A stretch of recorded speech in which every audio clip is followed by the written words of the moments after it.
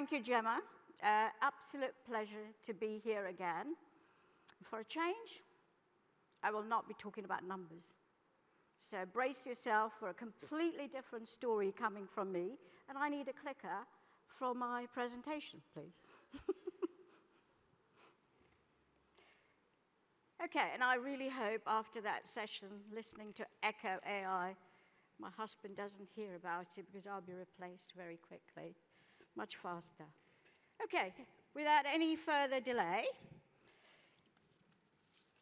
where are we in the world? What we have seen in the last few years, basically from the pandemic onwards, and especially when it comes to global trade, is a number of impacts taking place from unmanageable, unexpected events around the world. And what we're seeing now, what we've been tracking for the last few years, is an increasing de-link taking place.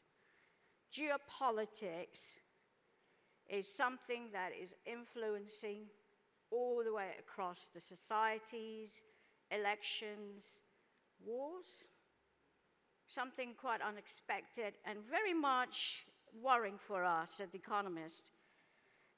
Some of the trends that's developed since the end of the Cold War.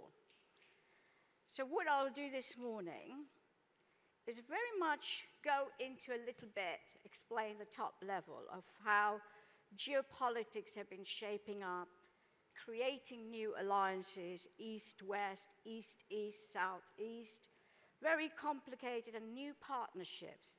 And the partnerships are not just trade, economic partnerships, they go beyond that.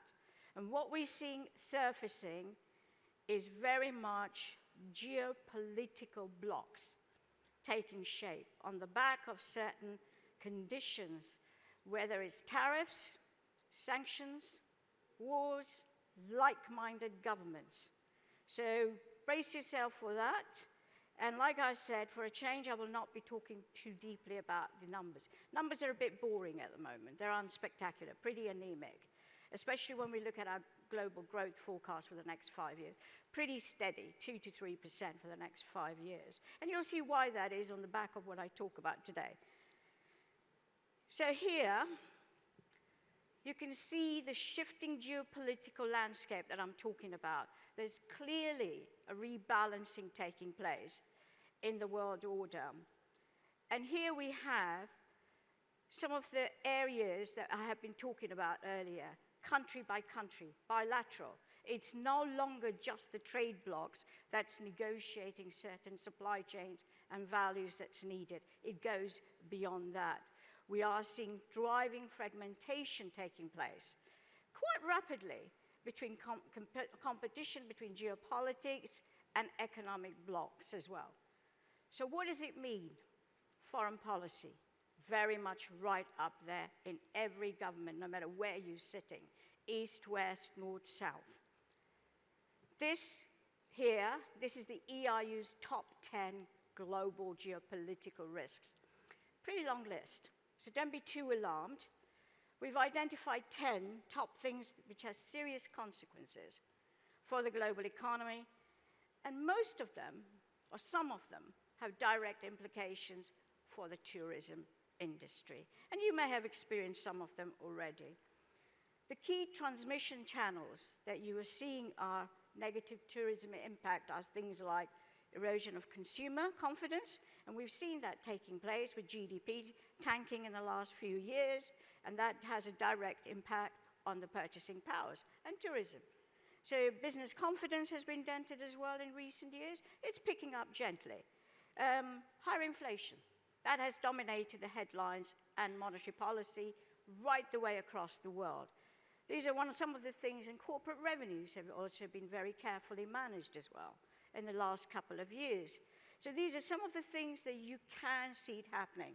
In the Western world, it has been also reduced budgets. They've gone in after the pandemic with huge debt that's transferring into reduced spending. The fiscal spending is going through a period of consolidation.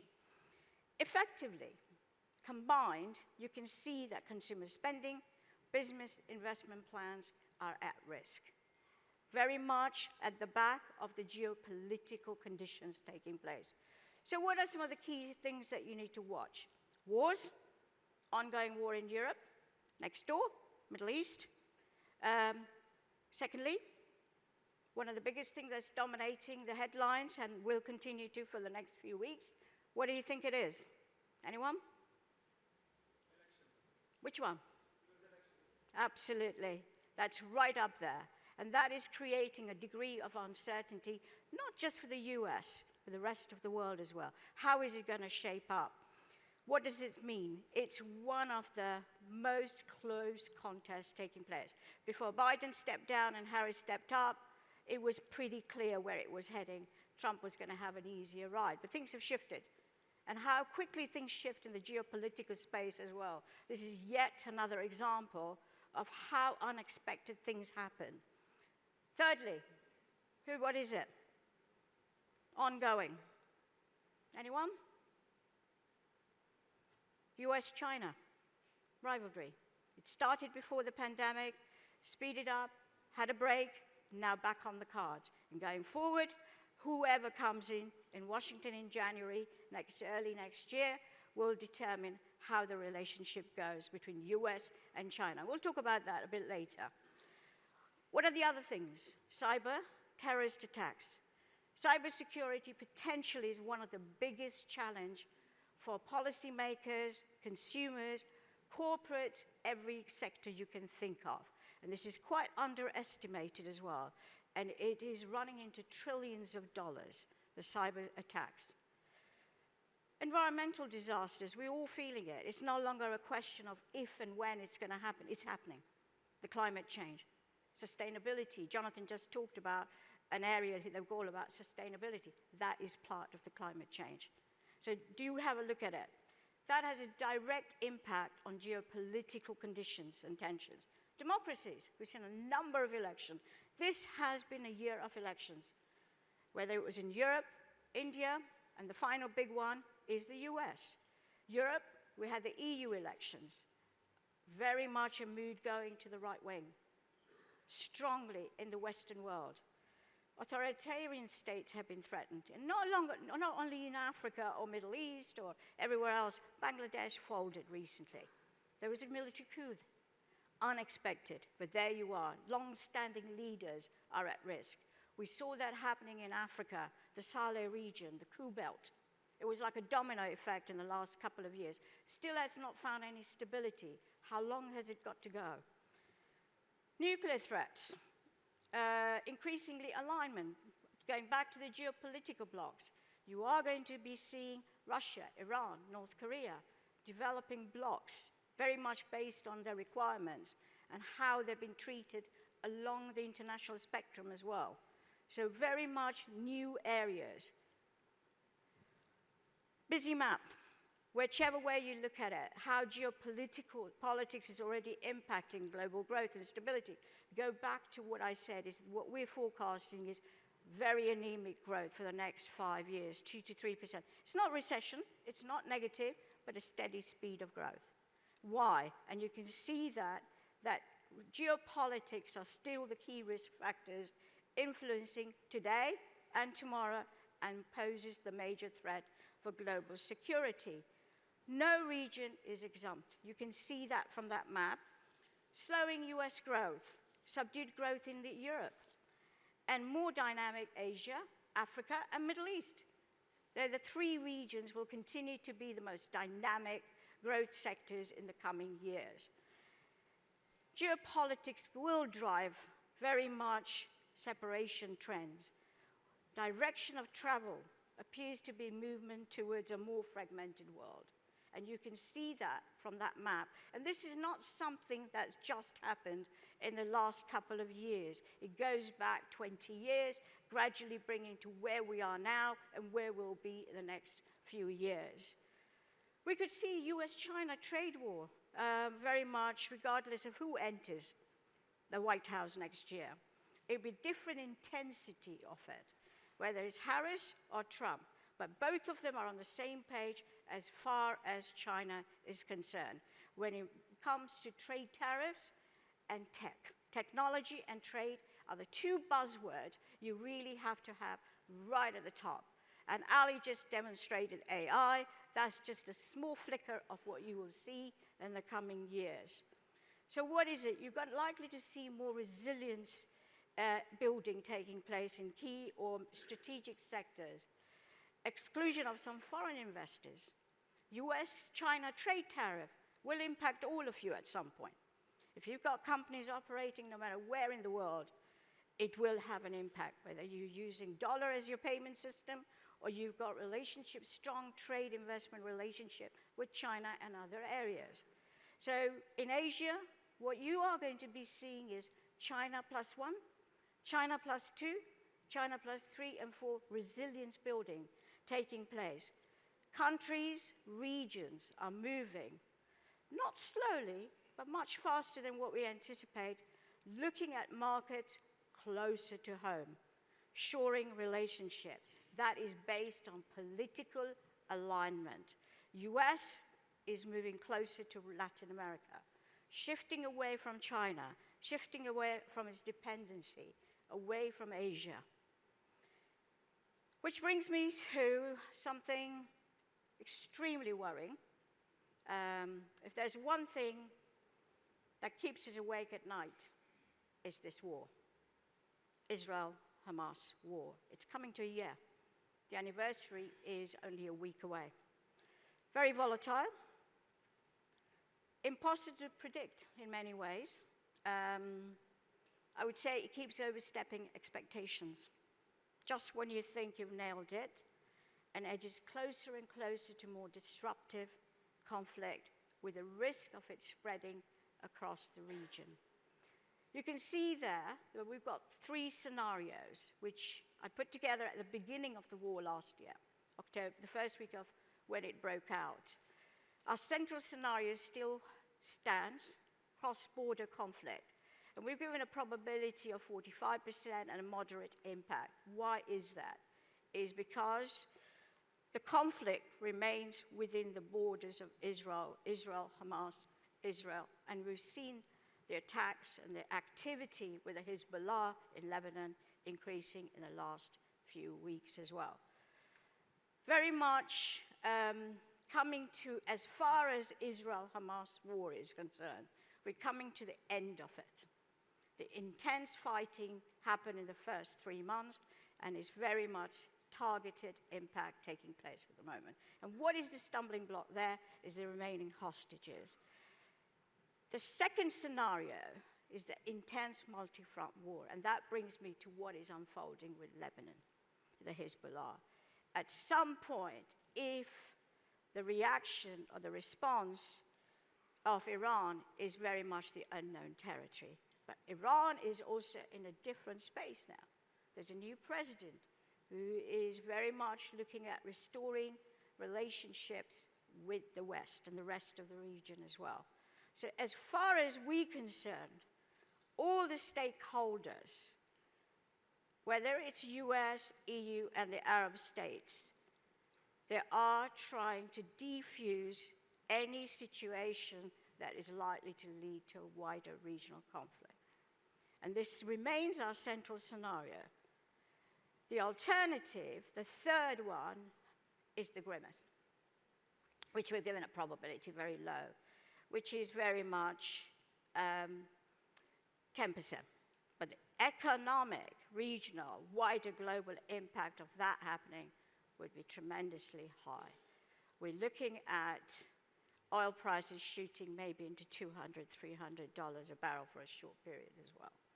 So this is not the scenario we're working on, but very much, pretty much a toss-up between the war being contained to the first one, the cross-border, with conflicts with Israel, Gaza, Lebanon focus, or slipping into a wider regional conflict involving periodic, intensive exchanges between the Iranian proxies. And we've seen that already taking place. So when a journalist or when I'm asked to comment on, is there going to be a regional, is there going to be a war, It's not a question of that. It's the conflict has always been ongoing. There's a shadow war always in the background. This has been going back for decades. So, on that, takes me to Europe. Another big question mark of geopolitical risk that is continuing to overshadow. Talk of an end of the war is, for the moment, purely notional. It is not happening. Putin has shown no genuine interest in peace talks. But both Russia and Ukraine are very much hurting and tired from the war. Any war situation, what are we in the third year now? And it is tiresome. Wars do get exhausted on all fronts, and you can see that in different levels in Russia and also in Ukraine. However, there is no appetite on both sides of the party to go towards a dialogue of a ceasefire that is agreeable. Internationally mediated peace talks are ongoing, very much low level behind the scenes, but leading to very little. We are talking about Russia here. And Ukraine is very much propped up by EU and US and continue the war, both in military activities for aid and defense. Provided aid packages continue and enough funds continue to come both from the US and the EU, Ukraine will stay in the war. At least we think there will be some movement, more stronger movement going towards the peace talks in the middle of next year. And why is that? Very clear, US will play a big role here. Trump has already made his position very clear on this, and so has Harris. But Harris will go very much in line with the dialogue that's been going on with Biden's administration. Trump has made it clear this is going to be his priority when he comes into office. Whether they like it or not, they'll be dragged into both the conflicts, Iran, Israel, Ukraine, Russia. Okay, what does it mean for tourism, all of this? Despite this uncertainty and global headwinds, Europe's tourism has performed really well, especially in the southern Europe. And the war is unlikely to impact this much going forward as well. So there is a feeling of getting used to it, and that's not a really good sign, which means the war can continue for as long as it needed. And so far, our forecast is that the war will continue until 2028-29 on the low intensity. Final ceasefire, peace talks, will be an uncomfortable agreement at the loss of Ukraine. And keep it in mind, it'll be Trump, or whether it's Trump or Harris, certainly you can see that movement taking place under Trump. That takes me to the US election. Very much, as I'll put that, on a knife edge, 50-50, depending on which day you look at the poll. But certainly, Harris has made great inroads in a very short space of time. She's come out as the voice of reason, maturity, a leadership that you would want in a leading economy. The margin of predicted victory for us, for Trump or Harris, is within the margin of error. Does that make sense? Right? So anything can happen. So what I would say, prepare for both. As a forecaster, I would sound weak, but this is the best I can tell you at this point. I don't think it's feasible to even predict it. Very close call, but big implications for both domestic and foreign policy, depending on who wins. So, a Trump victory could bring America first, back on the table, domestic and foreign. And I've talked briefly about it. What does it mean? More infrastructure investment, less regulations, firm immigration policy. That's always been the three big things for both the sides as they're campaigning. Selective alliances. It'd be certainly good news for the Middle East with a Trump victory. He's got good relationships, Abraham Accords in his first term. And he's a businessman. Harris is a politician and a lawyer, very measured. Take time. digest, but the world cannot wait. Wars have been ongoing for a long time, exhausting, not just for the countries itself, but also for the corporate world and the general global headwinds as well. There'll be less international cooperation. I would say less about wishy-washy, less support for Ukraine. He will want to close that very quickly. He won't be able to do it as fast as he would like, but nevertheless, he'll be moving in that direction. Secondly, full support for Israel.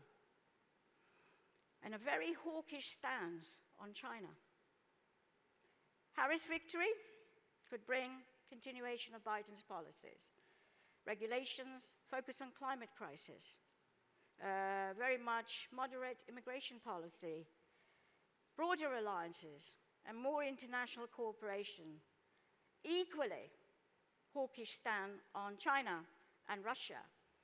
And conditional support for Israel, forcing them to the table to make an agreement. So you can see the difference, but what is certain is both of them are united on how the relationships will go with China. Different intensity. Trump has already talked about tariffs going up to 46% on technology, exports and imports. There'll be more of a gradual increase with Harris's administration. So that's just a small example of it. Finally, need to get back, sorry. There we are, shifting balance of power taking place. What does it mean? Global economy is reconfiguring. And major emerging markets, and when I mean by major emerging markets, I mean BRICS Plus. Last year we saw two big landmarks. Extension of BRICS Plus with new members from Africa, Asia, including Middle East. Secondly, the economic corridor that was announced at the G20 by India with an economic corridor that is parallel to China's BRI project. Tit for tat taking place. The economic corridor is going to be powerful from Asia into the Middle East and eventually into Europe and the US. I mean, we're talking about decades from now. Nevertheless, it was a big landmark. What is clear is as those two blocks move forward, and on the background of everything I've talked about, the next 2 decades, you are going to see the shift of power taking place between the East, West, South, and South. This shift of power will benefit emerging markets. And G7 will compete for dominance in strategic growth sectors. And we've already seen that happening. Tourism. This is something that all of you are very keen to know more about. Find new opportunities in this world of uncertainty and challenges. Linked to emerging markets' wealth and willingness to spend. Aspirational consumers from Africa, Middle East, and Asia. And tourist outreach. We've seen the numbers shifting radically in the positive direction. We're already seeing some of this with China and India's purchasing power, very strongly moving in a positive direction. So what's the final thing? Expect closer geopolitical alliances along the lines of East-West split and South-South cohesion. BRICS Plus is a sign of things to come. China, a very important country and economy and influencer, whether you're looking at it from an economic, trade, or political spectrum, China has shifted gear. It is very much focusing on developing or kickstarting its growth on the home front. And what it is looking at now is developing its influence in the South-South. It's no longer going for a tit-for-tat policy where if US has increased its trade tariffs by 20%, they match it equally very quickly. It's no longer the case. They're focusing on developing a very high moral ground as well, and looking at Africa, Middle East, and rest of Asia to develop its market. Not so much in Latin America. They recognize that America is going to be very much focusing on its supply chains in Latin America in the coming years. You can see the shift taking place again.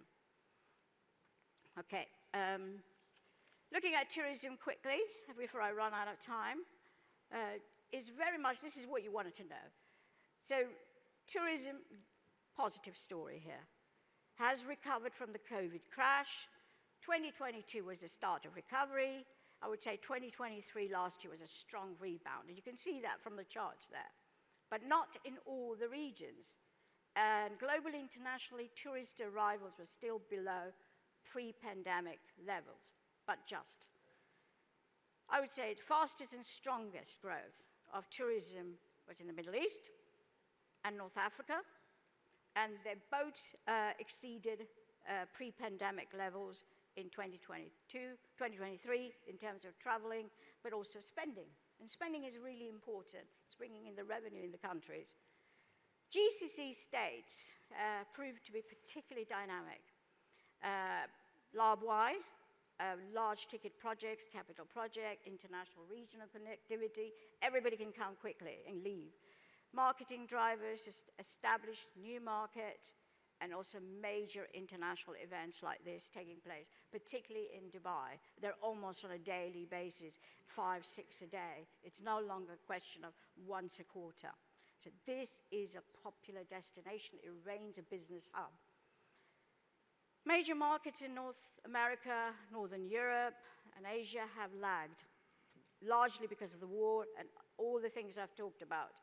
The pace and scale of recovery has been very disappointing, and still not recovered to the pre-pandemic levels, but is expected to gently uptick by the end of next year, assuming no major unexpected developments take place in the world. Just to confirm, you can see from that chart, air travel is really confirming global and regional upswing that has been taking place, with improving business confidence, full recovery by the end of this year in all the regions. And you could say that led very strongly by the Middle East. There's always a word of warning here, though. The conflict in the Middle East has the potential to be very disruptive. And we talked about the 3 scenarios. And so far, the first scenario still stands, and a little bit of the second scenario has crept in, but nevertheless very well managed so far. Asia, regaining momentum and very much reaching out. This is just showing you further data to say how the recovery tracker is doing. And it shows the regional variations as well in performance, with Asia at the vanguard. And that will continue to be the case. Asia has lagged. It was the last one to recover. And why is that? Because China's lockdown was not lifted until very late March 2023, last year. So there's a catch-up taking place there. And you will see North Asia grow especially strong in the coming years as well. So it's a reflection of the more delayed reopening from China, but also on the back of that, China's growth has been disappointing. Consumer confidence has not quite come back to where it was. So it'll take some time to see that recovery and translate it into tourism as well. In contrast, Middle East will continue to do well. Still a very popular destination, will remain the case in the coming years. North Africa, very much one of the strongest performers as well. Interestingly, what you're seeing is India. When you look at India's growth in the G20, it really stands out for the next 5 years. Great excitement. It's the only one where we have growth in the region of 6 to 10% for the next decade. Well, compared to the other G20, they're struggling between 2 and 3%. So it stands out, but it's also where the strongest demand is coming for tourism. A lot of external travel taking place. Just taking off. Very quickly, short-term drivers and constraints, as always, opportunities and challenges. We wouldn't be the Economist if we can't really put a dampener on things, what the things are. Positive, Tourism will benefit resilient consumer confidence. Demand in major emerging markets that I've talked about, there's still a lot of scope for that. Great scope for growth there. And very much growing outward bound tourism as well. For new markets, importantly, the third leg of that is the state level and corporate investment. Tremendous amount of investment is going into tourism. Just an example, in Saudi Arabia, it's on the beginning, just dipping its toes in terms of big ticket projects. Across the region, you're seeing a number of big ticket projects taking place in the tourism sector. Of course, there's always risks and shocks, economic shocks. Inflation, sticky still, coming down. Monetary policy is reversing from the tightening we've seen in the last 2 years. Nevertheless, we're not out of the woods yet. Environmental shocks, the climate impact, something you really do need to build into your strategy in the coming years. If you don't, you'll be caught out without it. Armed conflict is ever present and can be very disruptively. Potential trade wars linked to protectionism, nationalism. This is the buzzword now. Protectionism, nationalism. It's no longer just a buzzword, actually. A lot of the elections that have taken place has been surprisingly the right-wing governments coming into office quite rapidly. Challenges and opportunities on the back of that is they will see businesses and investors should bank. You really do need to bank and take on board global geopolitical risks becoming more pronounced, problematic, and anticipate a more volatile and potentially fragmented world. And right up there, you have to think about US foreign policy, what role it's going to play, particularly with the two big wars, but also US and China relationship. And what does it all mean? It does have major real-life implications for the tourism sector. You cannot isolate it completely. It's your average consumer, average traveler that takes on board how safe it is for them to travel, how easy it is for them to travel. Okay. Here I've just given you 5 pillars of everything I've talked about, just a window into. And I would just like to quickly wrap up. So, final analysis. Geopolitics is here to stay in a very growing, uncertain world. Businesses and investors, including consumers, must account for growing frequency and severity, varying degrees of geopolitical risks. There is much greater levels of uncertainty and the need to hedge through commercial strategies. What does that mean? You have to keep your eye on the geopolitics and the execution of the policies, not just for today and tomorrow, for the coming years as well. Partnerships, outreach, and diplomacy. Those are the 3 words you need to take away. Thank you very much for your attention.